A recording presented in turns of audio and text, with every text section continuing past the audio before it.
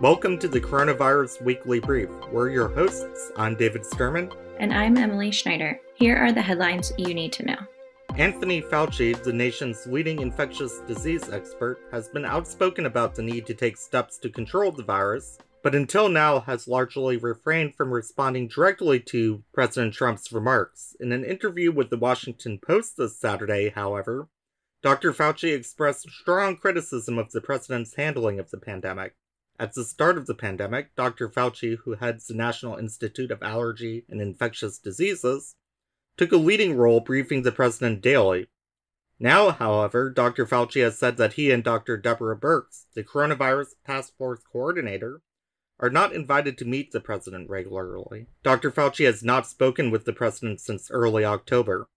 In the Washington Post interview, Dr. Fauci criticized the White House for relying almost exclusively on the advice of Dr. Scott Atlas, a neuroradiologist who advocates for uncontrolled viral spread among young people and unrestricted reopening of the country.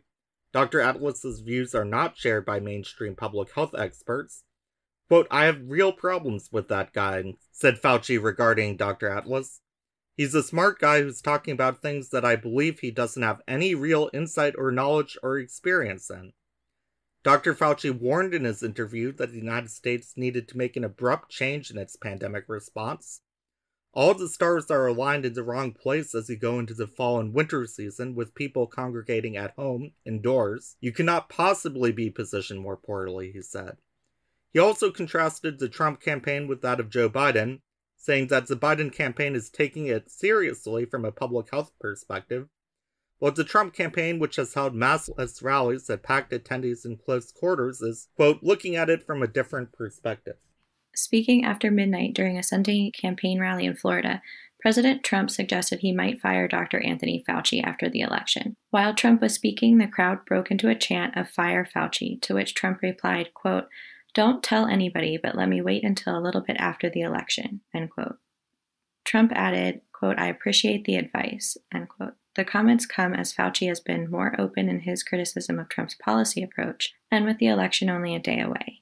CNN notes, quote, "Under federal law, Trump doesn't have the power to directly fire Fauci, a career civil servant, and remove him from the government. He could try ordering his political appointees to dismiss him, but it would be a time-consuming process that Fauci could appeal."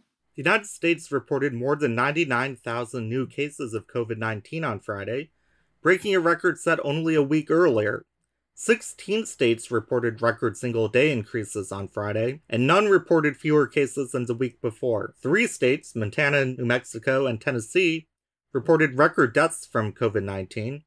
Utah, which was among the states reporting record numbers, issued an emergency alert statewide saying hospitals are nearly overwhelmed. At least 31 states in the U.S. reported at least one daily high of new COVID-19 cases in October, and experts believe that the situation will worsen in November.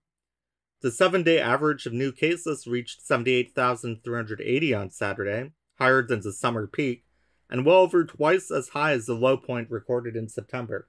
Europe is averaging about 253,000 new cases a day. The number of infections surpassed 10 million, and there have now been 268,000 COVID-19 related deaths. On Sunday, the number of confirmed infections doubled in just 32 days and is growing 3 times as fast as it is in the United States. After the first wave ended in July, Europe was averaging around 15,000 new infections and 300 deaths per day. Currently, the Czech Republic, Belgium, and Andorra have the highest infection rates.